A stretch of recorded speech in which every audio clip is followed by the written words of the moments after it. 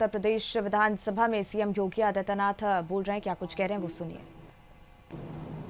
उस स्तर को नहीं प्राप्त करेंगे, पांडे जी से पूछ लीजिए।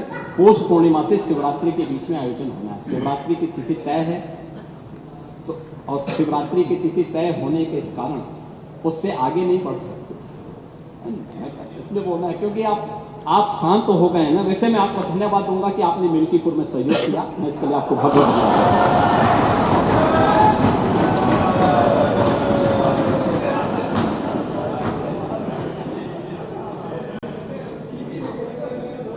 चच्चू बोलूंगा, नहीं, चच्चू उसमें भक्त से भागी।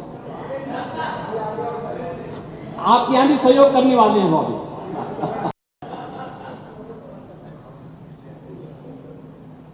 महोदय, ये महाकुंभ का आयोजन जो आदरणीय प्रधानमंत्री जी के मार्गदर्शन में, पूज्य संतों के सानिध्य में इतना विराट आयोजन बना है। ये एकात्मता का एक महाकुंभ है। और मैं आपकी परेशानी समझ सकता हूं, जो आपकी विभाजनकारी राजनीति है, जो आपकी जाति जाति के बीच में विखंडन करने की राजनीति है, इसका जवाब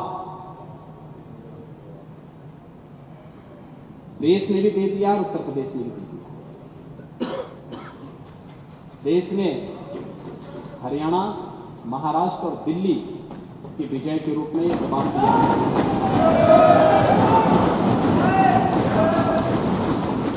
और उत्तर प्रदेश ने मीरापुर, गाजीपुर, कुंदरकी, खैर, फूलपुर, मजवा, मिल्कीपुर और कटहरी के माध्यम से इसका जवाब दिया है।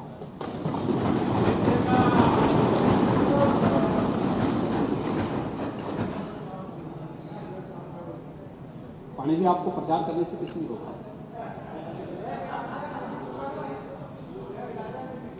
आप मुझे बताइए, यानी आप करहल जीत जाएं कि आपकी विजय,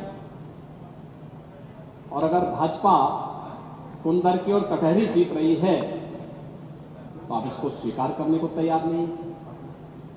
यानी भारत के संवैधानिक व्यवस्था में आपका विश्वास नहीं। आप जनता का उपहास उड़ा रहे हैं। जो जनता जनार्दन वोट देने जा रही है उसका उपहास उड़ा रहे हैं, उसका अपमान कर रहे हैं। ये कहां की शोभा है? यानी ये, अरे अब देखिए, विषय आया था इसलिए मैं कह रहा हूं, क्योंकि चच्चू ने बात कह दी कि आगे तिथि बढ़ा दिया जाए, तो मैंने कहा बढ़ाने का वो हमारे ऊपर नहीं है। ये शास्त्रों की परंपरा है। शास्त्रीय गणना, शास्त्रीय पद्धति, ज्योतिषी गणना के अनुसार ही होगी। और ये पौष पूर्णिमा से शिवरात्रि, महाशिवरात्रि के बीच में होना है, तो उन्हीं तिथियों में होना है। वैसे चच्चू कहीं भी जाके स्नान कर सकते हैं, कोई समस्या नहीं, उनके लिए सुविधा रहेगी।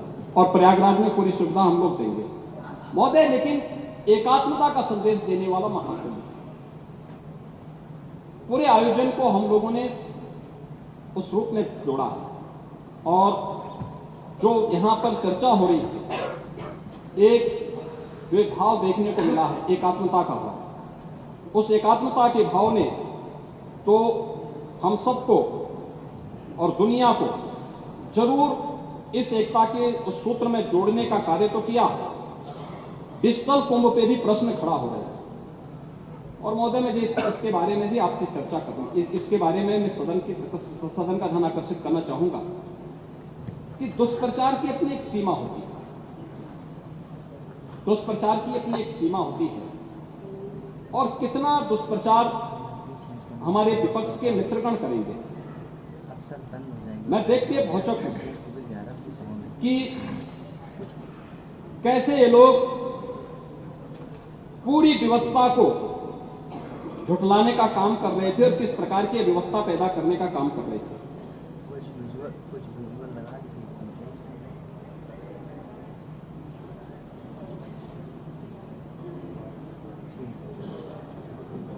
इसमें